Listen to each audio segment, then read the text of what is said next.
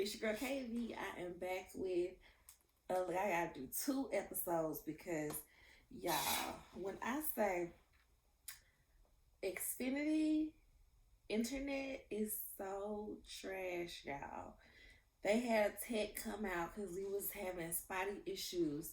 They sent the tech out to come fix it, and whatever he did knocked the internet out completely.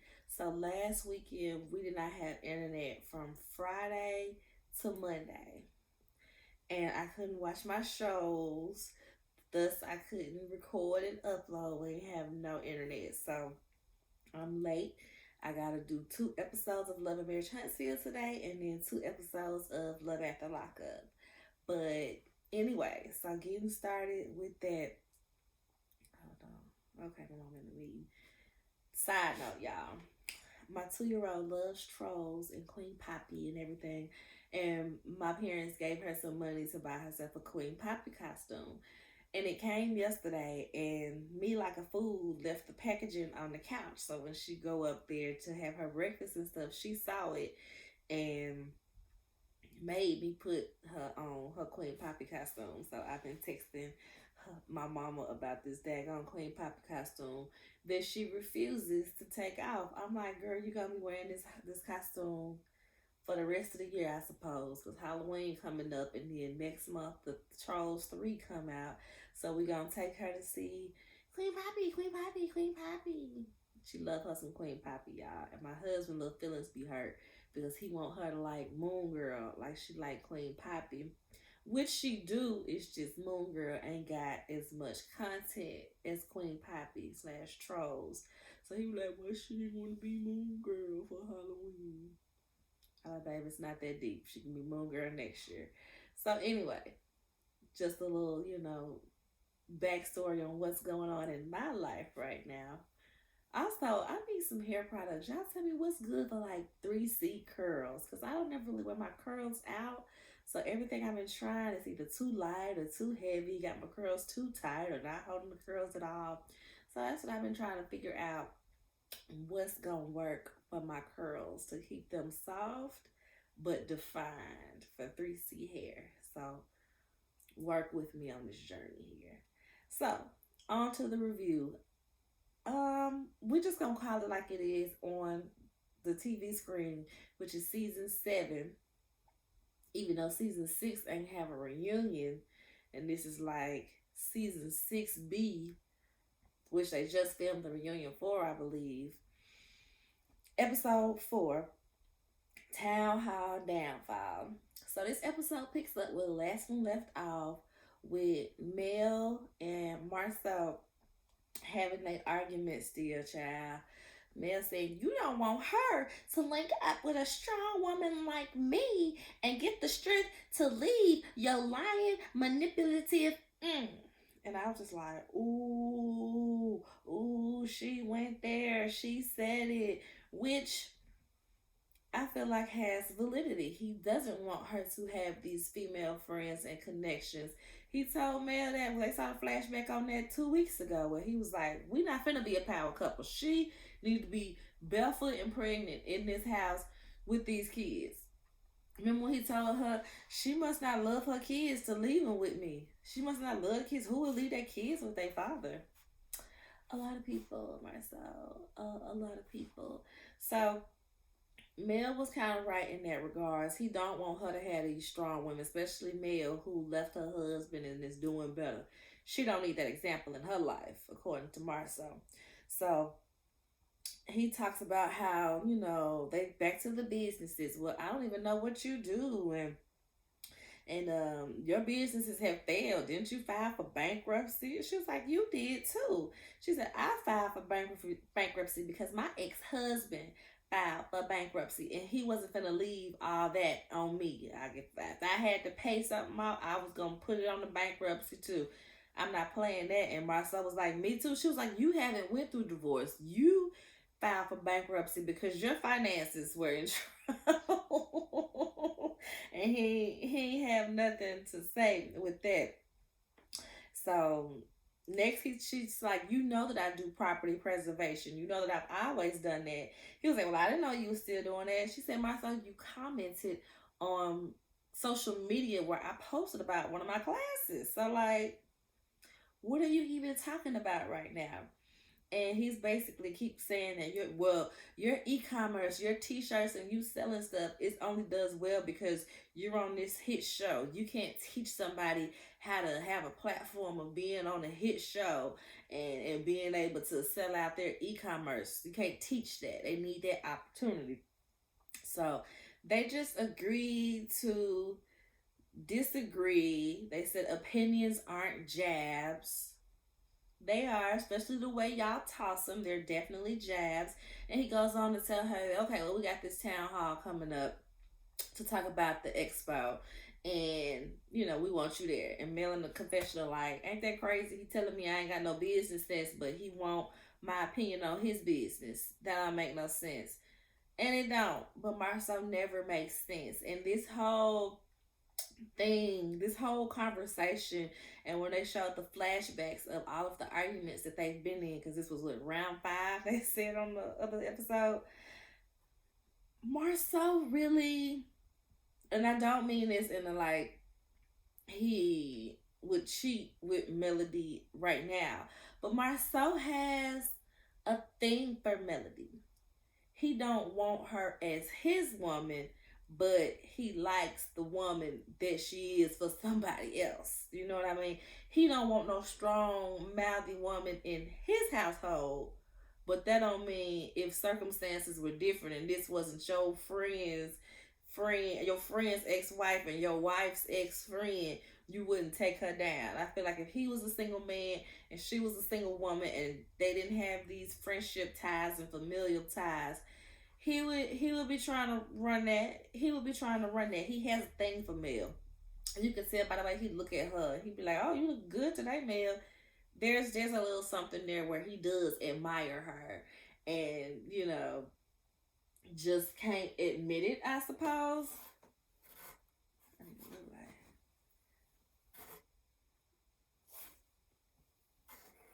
Okay, whatever. And so Tiffany and Lou. Tiffany and Lewis and this picnic, y'all. So it was a very boring scene, although it was informative in a way for Tiffany because she's complaining that Lewis is too busy. You're never here for us. You're always on the road. Da da da da. Girl, he told you that. He told you when you first said you wanted to have a baby that y'all were too busy for a baby. And you had this idea in your head that, oh, I could just breastfeed between meetings. I could take the baby to work for me. It won't be a big deal. And da da this and da da that. We'll make it work. We'll make it work. And it was just like unrealistic. It was very unrealistic. And she even admits that, I know about postpartum and everything. And, I know it happens to some people. I just never thought that it would happen to me. I never assumed that I would be a victim of postpartum depression.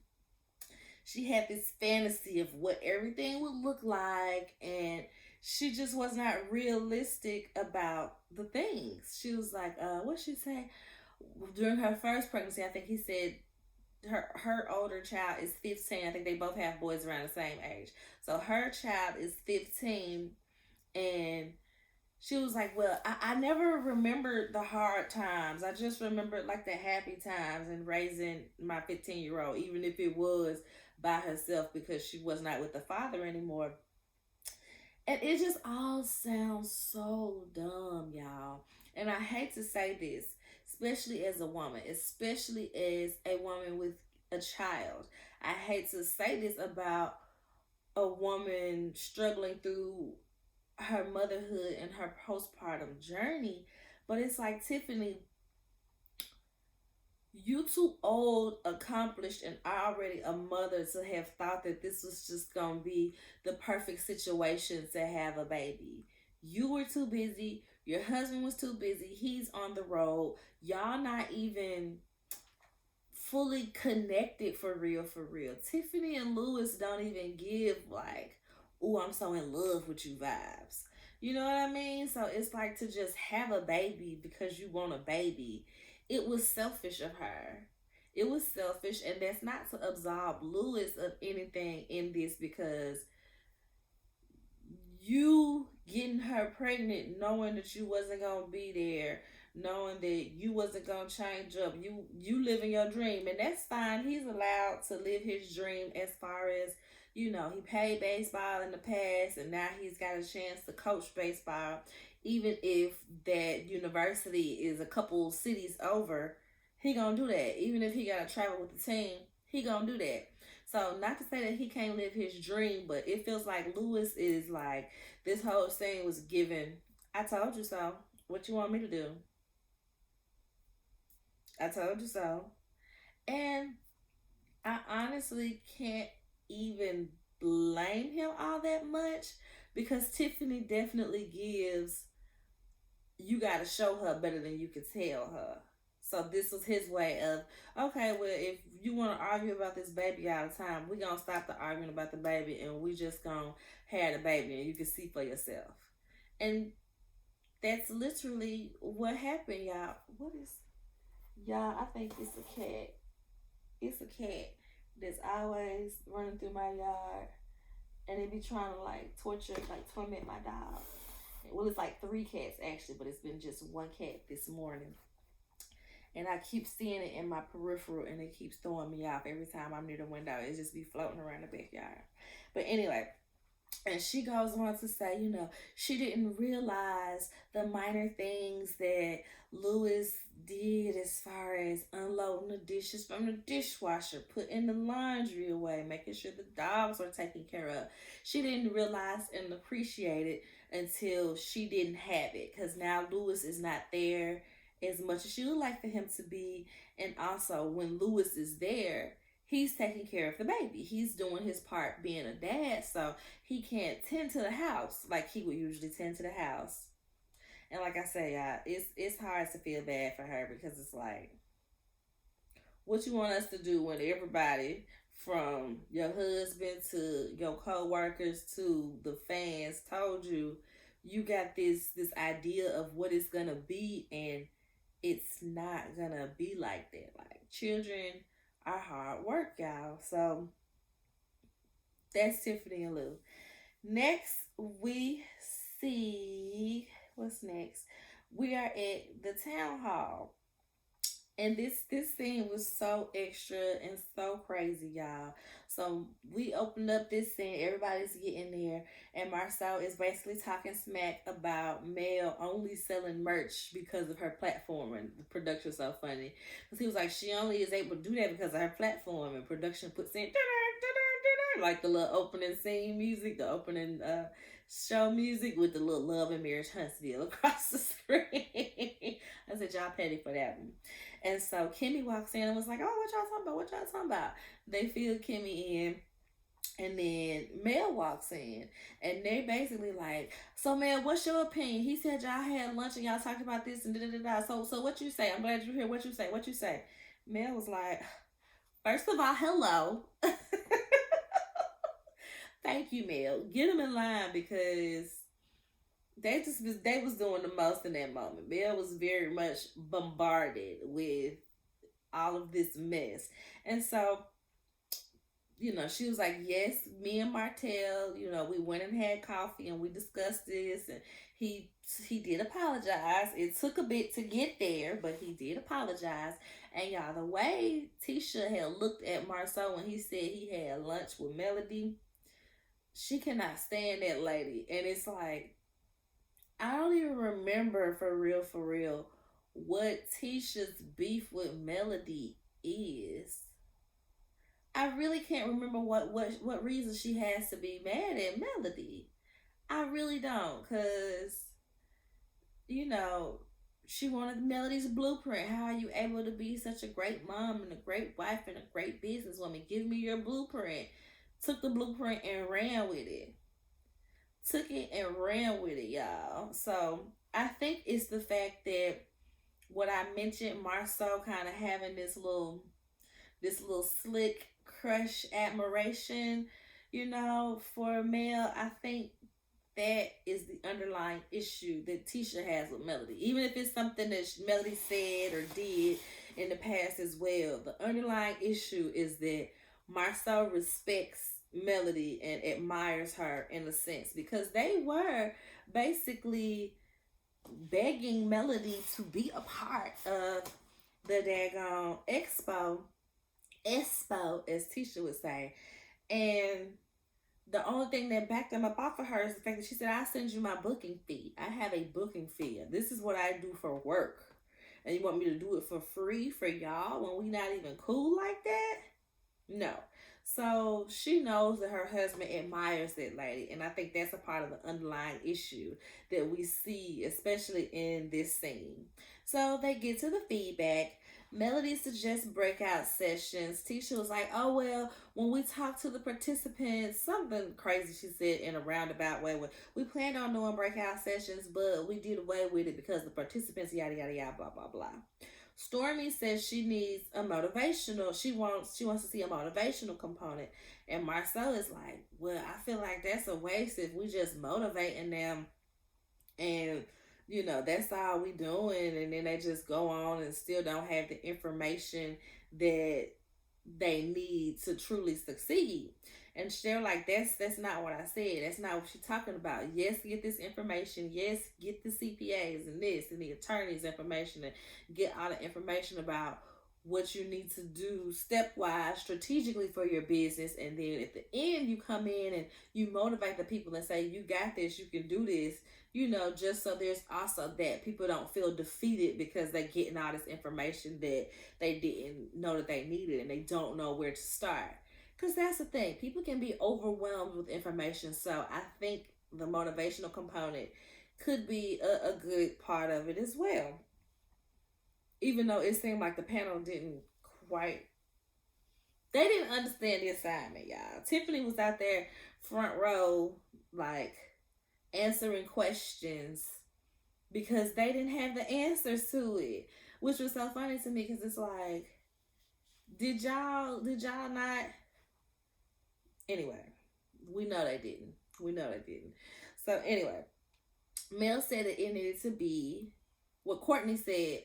Let me back up. Stormy talks about the motivational component. When Marcel shoots it down, Mel backs her up and says all what I just said.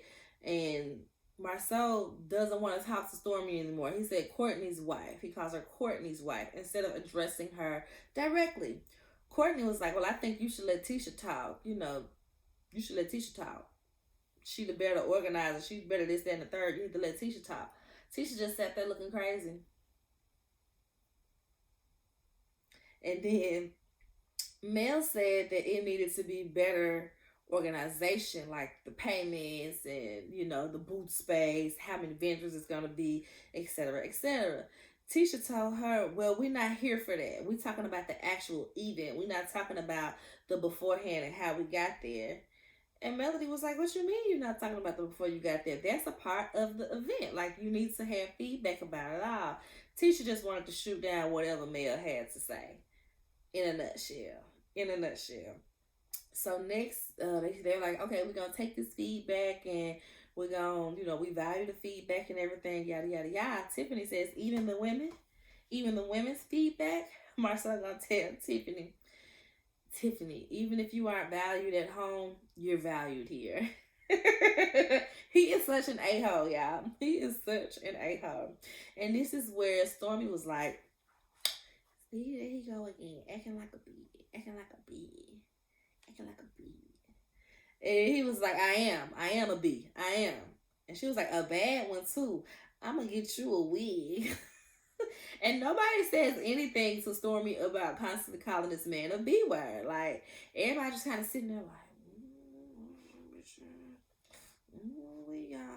and so Marcel goes, "Okay, such and such, sweetie." And everybody's like, "Oh, no, don't call her sweetie. Don't call her sweetie." I'm like, y'all have sat here and let this lady call him a B word 10 times over. But when he replied with not calling her a B, but basically calling her a B in male, male language, calling her sweetie, everybody's like, whoa, you're doing too much, buddy. So that cracked me up. So it makes me like, so everybody agrees you're a B. That's what it was given, right? So next, they leaving.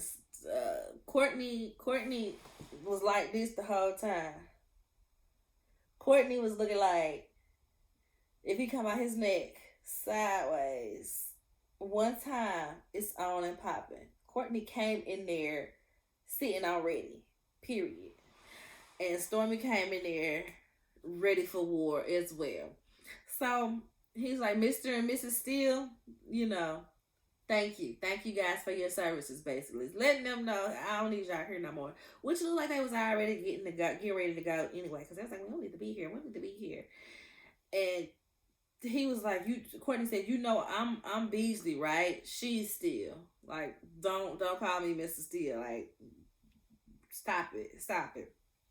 So when they leave and everything, they kind of wrapping up the meeting, and they say something about like, he was like, I feel like this meeting was a failure. This meeting was da-da-da. Kimmy said, well, you've been failing these meetings for a while now, for years, Marceau. You've been failing these meetings for years, Marceau. And so that ends up the town hall downfall. And then next scene, what was Kimmy and Nell? This was an unnecessary scene. Kimmy tells Nell about the meeting, and I want you to hear firsthand about the meeting because I threw the meeting, but I did not invite you because you weren't a part of the expo, so it wouldn't have made sense to invite you. And Nell, has this attitude about it. Well, why wasn't I invited? Why couldn't I be there? Yada yada yada. Like, she feels this sense of seniority because they've been in North Huntsville for quite some time and they've been married for the longest. And Nell is giving, we supposed to be on this show. This show should have been based around us. And I get it to a certain degree. But girl, Melody pitched this show. It ain't like somebody just came into Huntsville and said, we want to do a show. So she has to relax. But I get it. Like I said, she's trying to be main cast next season. She's trying to be in that intro screen with that wig part way over here and the hair flipped over that she got to keep adjusting. She's trying to be that girl. I'm not mad at it per se. It's just annoying the way she's going about it. Like, okay, girl, you can keep up mess too. You can cause a scene too. We get it. So, the last scene of this episode is Martell is there with Fred, his business partner, who last season told him he still needs to get his builder's license. Don't just be dependent on me as your partner to have a builder's license. You need to get your builder's license too.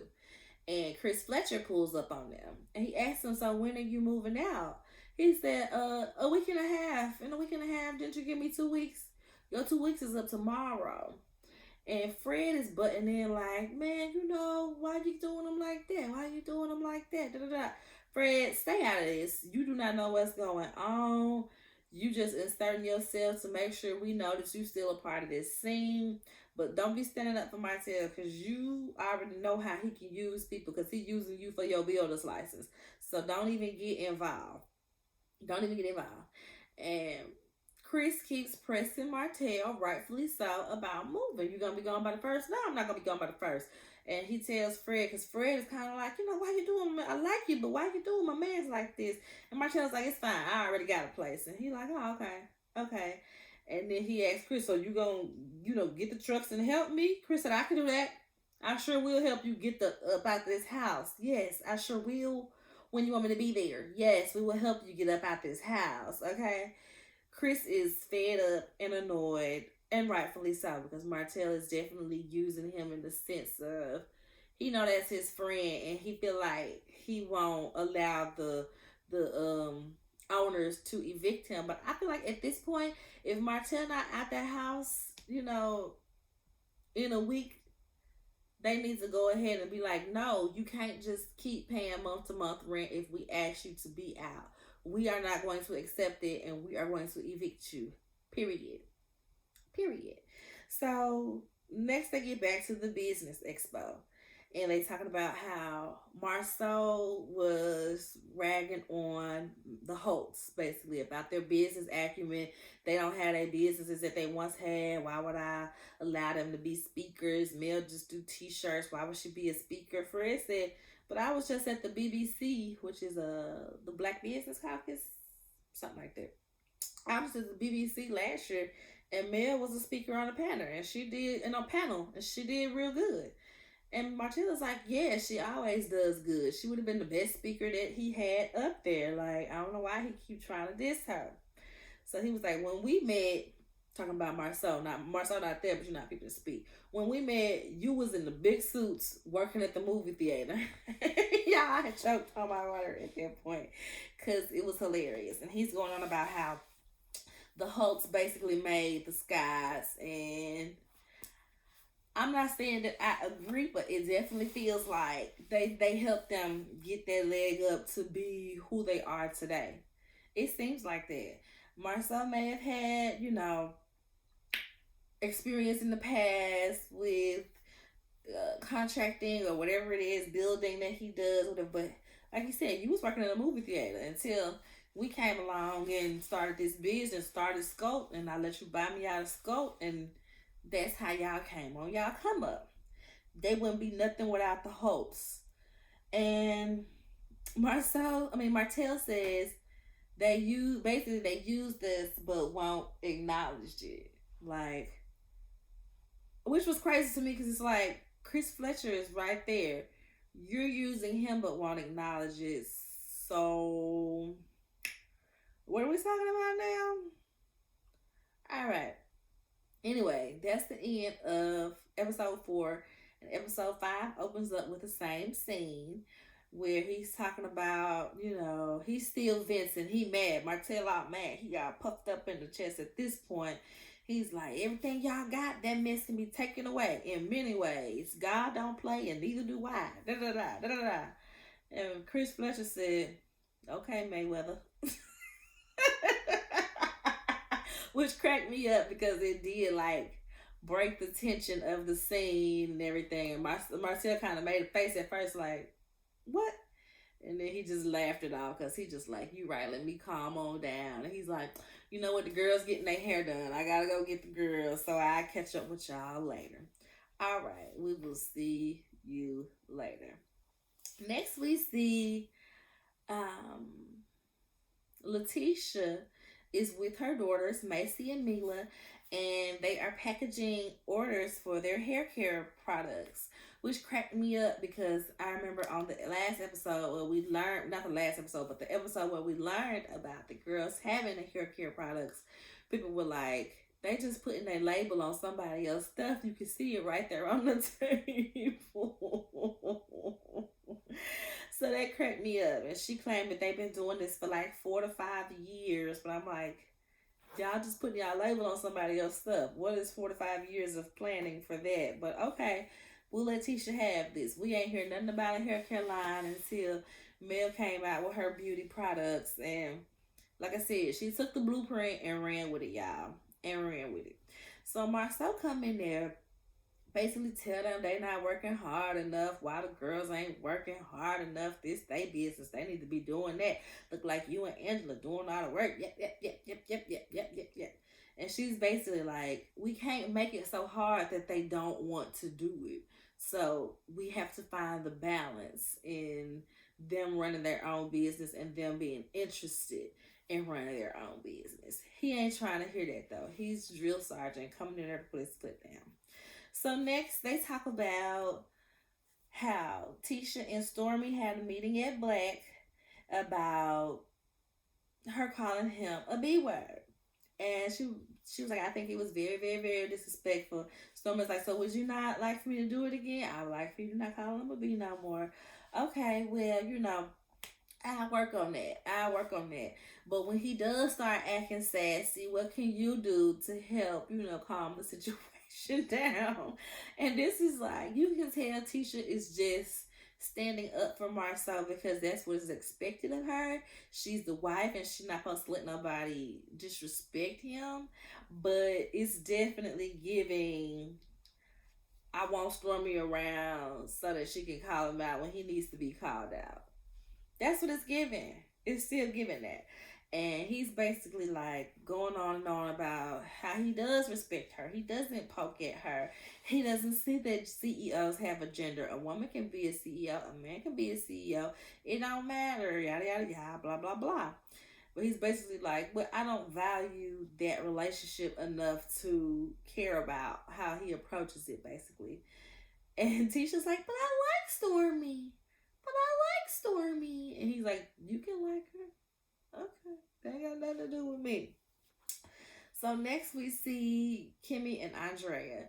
And y'all, Andrea be getting on my nerves because she seems a bit airheaded. We've seen her in previous scenes, and it seems like we only really see her. Well, we saw her when Kimmy was starting her cancer journey, and she decided to cut all her hair off before it fell out. Andrea was one of the friends that was there to hold her hand. And then past that, we've seen her always go to Andrea about her issues, her sexual issues with Maurice. So this scene is no different. So Andrea definitely gives airhead vibes because when Kimmy says that Maurice said that her issues are mental, she's like, well, maybe it is a bit mental for us. Maybe it is mental for us.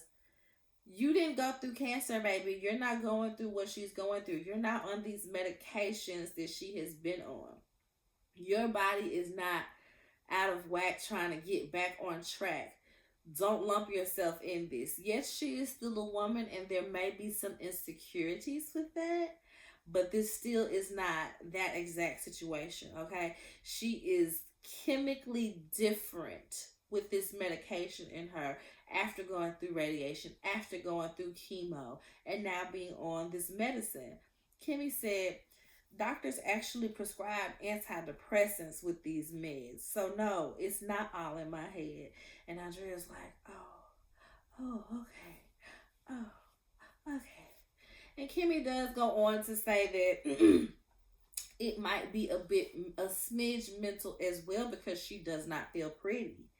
She does not feel good about herself on top of this medication that literally is preventing her from being aroused in a genuine way. You know what I mean?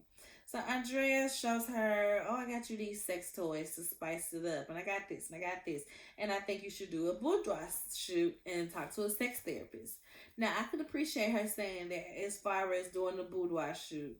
Yes, if you want to start on the track of feeling sexy, that would be something cool to do. And, you know, something to kind of heighten your sexual senses to kind of work in the right direction to please this terrible, awful husband of yours.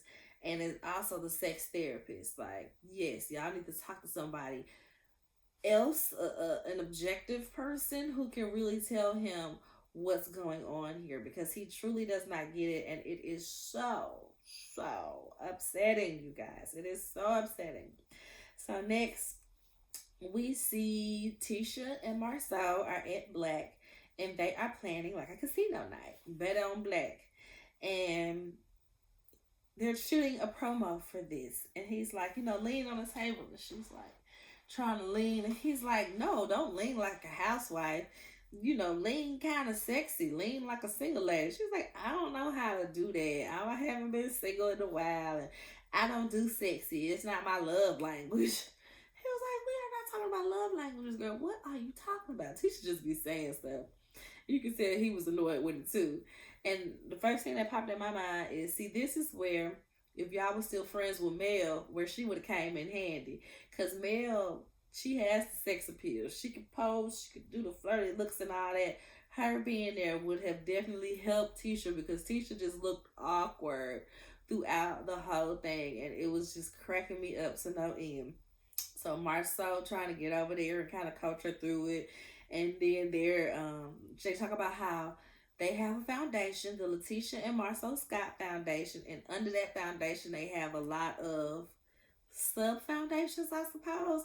And one of them is every child deserves a place to call home. And my first thought was like, Jesus, that's a long title. Jesus, that's a long title. And they are doing a fundraiser. They're doing the Bet on Black Night to raise money to build houses for children.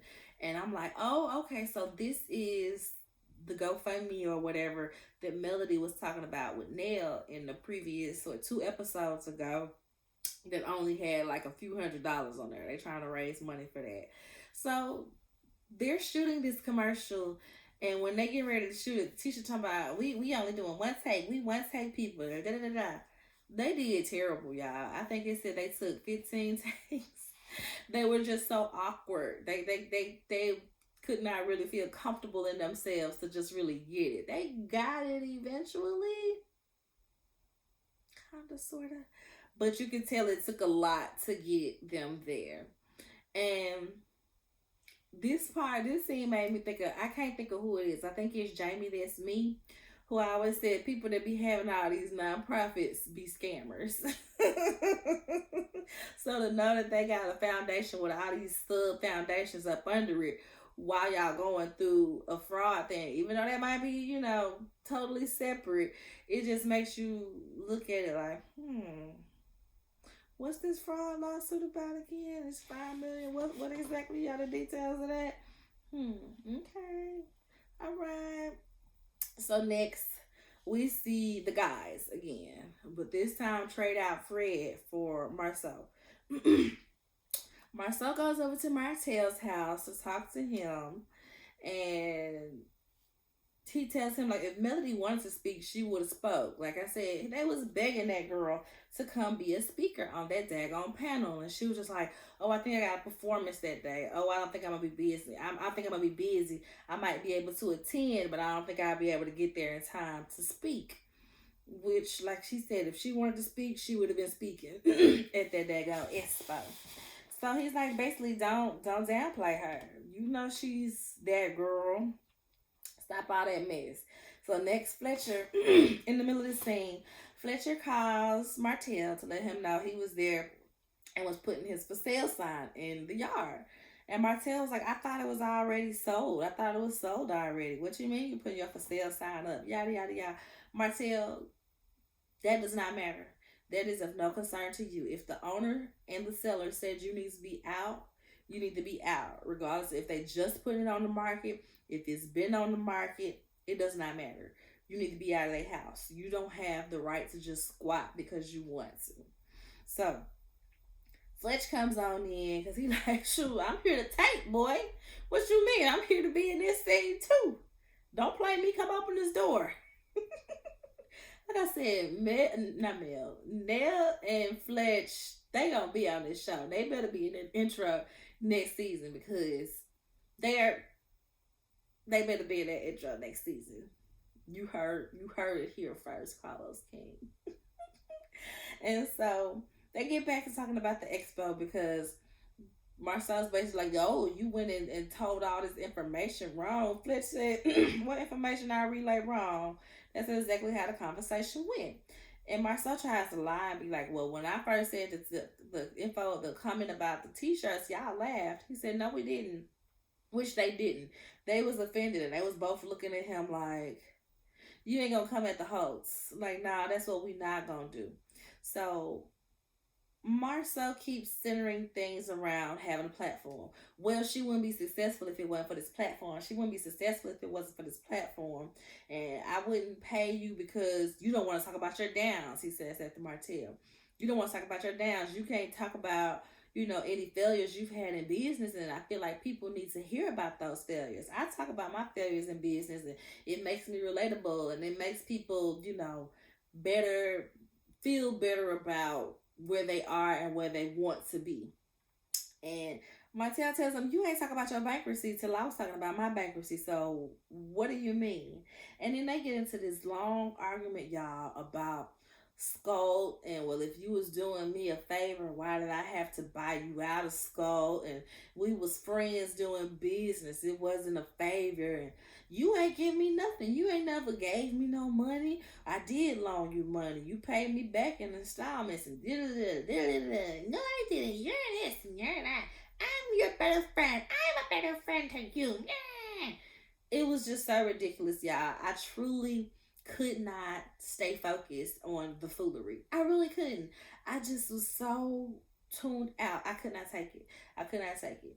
So they all end up laughing about something that like breaks the scene. The guys always break their scenes with some like type of dry humor to laugh about. And that's what happened in this scene. They all end up laughing.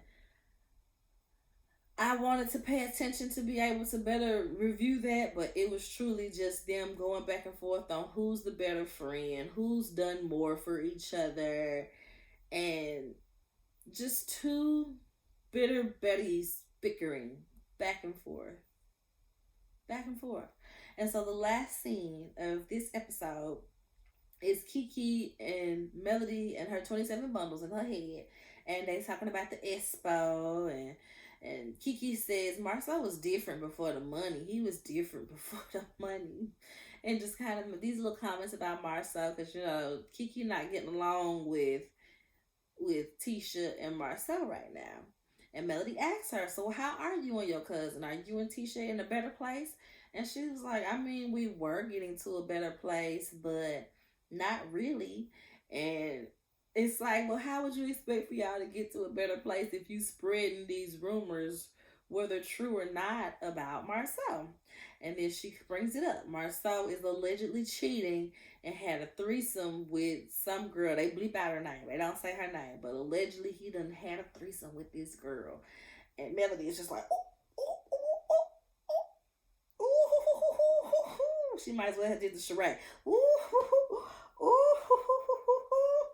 she might as well have done the charade. And so that's how that episode ends. Whew, that was a lot to go through those two episodes.